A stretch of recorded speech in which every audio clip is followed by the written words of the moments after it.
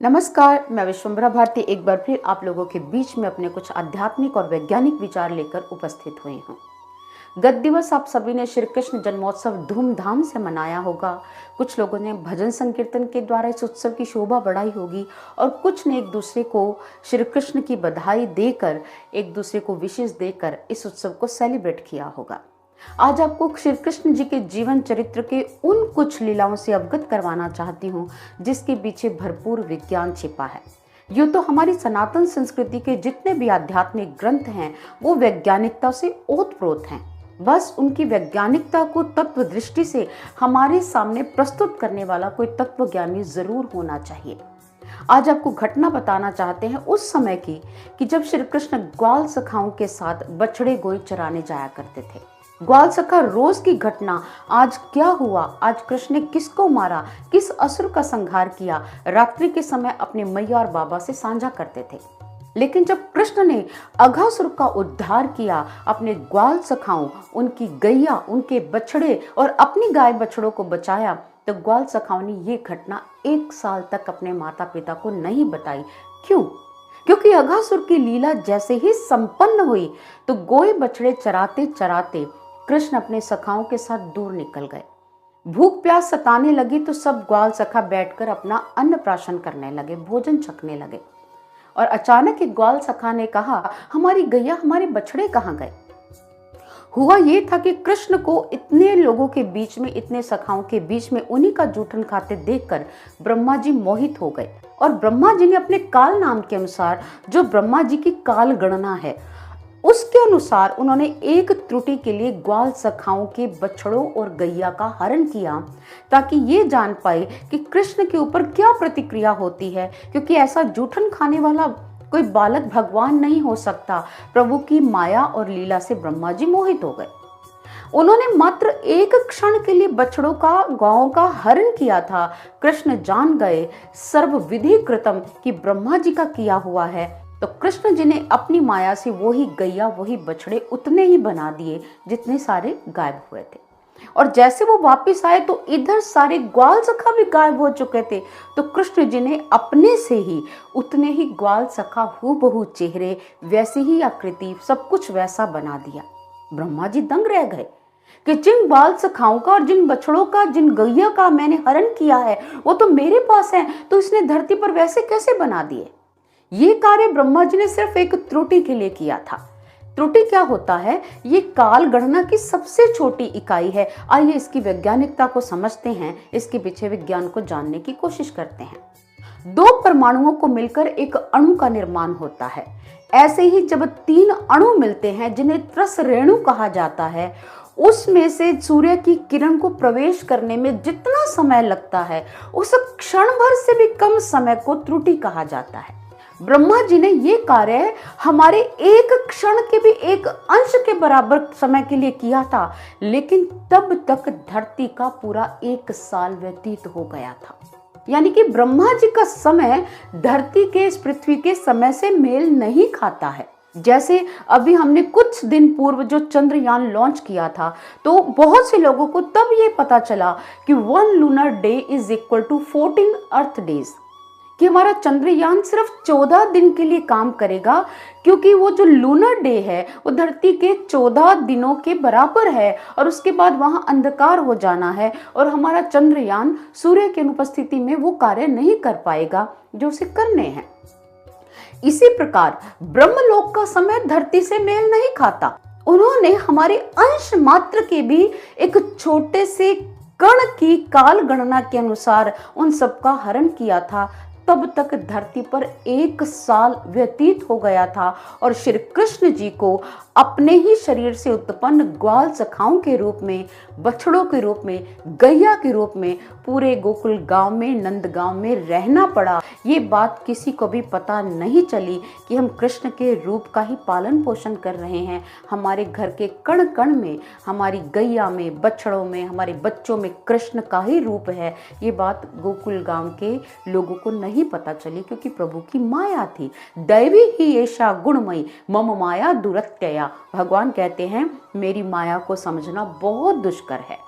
मामेव ये प्रपद्यंती माया में ताम तरंती थे। लेकिन जो मेरी माया से ऊपर उठ जाते हैं वही मेरे शाश्वत स्वरूप को समझ पाते हैं। यानी कि इस छोटी सी घटना में भी हमारी सृष्टि का, हमारे विज्ञान का काल गणना और ब्रह्मा जी की काल गणना का इतिहास छिपा है, एक रहस्य छिपा है। इसी प्रकार इसी श्रीमद् भागवत महापुराण के 9वें स्कंद में एक गाथा आती है कुकुदमी राजा की। ये गाथा भागवत महापुराण के 9वें स्कंद के 3य अध्याय के 29वें श्लोक से शुरू होती है और कुछ श्लोकों में समा जाती है। इसमें बताया गया कि कुकुदमी नामक एक राजा अपनी पुत्री रेवती को लेकर ब्रह्मा जी के लोक गए। अब आप स्वयं सोचिए, कुकुदमी राजा के पास वो विज्ञान था जिसके द्वारा वो ब्रह्मलोक में जा सकते थे और अपनी पुत्री को भी ले जा सकते थे। और भागवत महापुराण का विज्ञान ये कहता है कि जब वो ब्रह्मलोक में गए तो ब्रह्मा जी के यहाँ कोई उत्सव था, एक संगीत सभा चल रही थी। तो उन्होंने सबसे पहले ब्रह्मा जी को संगीत सभा का आनंद लेने दिया। उसके पश्चात अपने मन की बात कही। उन्होंने कहा, ब्रह्मा जी, मैं अपनी पुत्री का विवाह करना चाहता हूँ। मेरी नज़र में ये कुछ राजकुमार है, आप बताइए मेरी पुत्री के लिए सबसे उत्तम क्या है? आप तो एक विधाता के रूप में पूजनीय हैं। तो ये बात सुनकर ब्रह्मा जी कहते हैं, तुम जिन लोगों के, जिन राजकुमारों के नाम बता रहे हो, उनका वंश, उनका कुल, उनके गोत्र, उनके प्रपौत्र, उनका तो सारा वंश धरती से मिट गया है। तुम्हें ऊपर आए 27 चतुर्युगी का समय निकल गया है। अब प्रश्न पैदा होता है, 27 चतुर्युगी क्या होता है? सृष्टि की आयु 14 मनवंतर मानी गई है। ध्यान से सुनिएगा, अभी 7वां मनवंतर चल रहा है। एक मनवंतर 71 चतुर्युगी के बराबर होता है और 71 चतुर्युगी बीतने पर एक मनवंतर पूरा माना जाता है। ऐसे ही जब 1000 चतुर्युगी बीतते हैं तो ब्रह्मा जी का केवल दिन व्यतीत होता है और अगले 1000 चतुर्युगी धरती के जब निकल जाते हैं तो फिर ब्रह्मा जी की रात कंप्लीट होती है। यानी कि हमारे 2000 चतुर्युगी बीतने पर ब्रह्मा जी का दिन और रात व्यतीत होता है। हमारे यहाँ पर युगों के युग निकल जाते हैं और ब्रह्मा जी का एक दिन। इतना अंतर है ब्रह्मा जी की काल गणना में और इस पृथ्वी की काल गणना में। यह विशुद्ध विज्ञान भागवत महापुराण में छिपा है। मुझे बहुत दुख होता है, हम मात्र कृष्ण की लीलाएं सुनाते हैं, हम वेद व्यास जी के द्वारा वर्णित कहानियां सुनाते हैं, लेकिन जिस विज्ञान की ओर उन्होंने इशारा किया है, हमारे ग्रंथों का विज्ञान हमारे वक्ता दुनिया के सामने क्यों नहीं रखते? अगर ये उस विज्ञान को दुनिया के सामने रखेंगे तभी भारत की युवा पीढ़ी प्रभावित होगी कि हमारे ग्रंथ पठनीय हैं, पढ़ने योग्य हैं, इनमें विज्ञान छिपा है। क्योंकि आज वो सिर्फ बाह्य छोटी मोटी भौतिक उपलब्धि पर हमारा आज का युवा वर्ग ताली बजाता है, लेकिन भागवत तो विज्ञानों का विज्ञान है। इसमें वेद व्यास जी ने ऐसे अकूट विज्ञान को भरा है, अगर हमारी युवाओं तक ये पहुंच जाए तो वो भागवत महापुराण की वैज्ञानिकता की थाह पा सकते हैं। आप स्वयं सोचिए, वो राजा ब्रह्मा जी के लोक में तब तक रुका जब तक वहां पर म्यूजिक कॉन्सर्ट चल रहा है और वहां पर संगीत सभा चल रही है, और उतने समय तक धरती के कितने युग, जिसे 27 चतुर्युगी, चतुर्युगी का मतलब क्या है? 4 युग, और 27 बार के 4 युग, यानी कि जितने मनवंतर होते हैं उतने मनु होते हैं। हमारी सृष्टि की जो आयु है वो 14 मनवंतर है। इस सृष्टि के कुल 14 मनु है।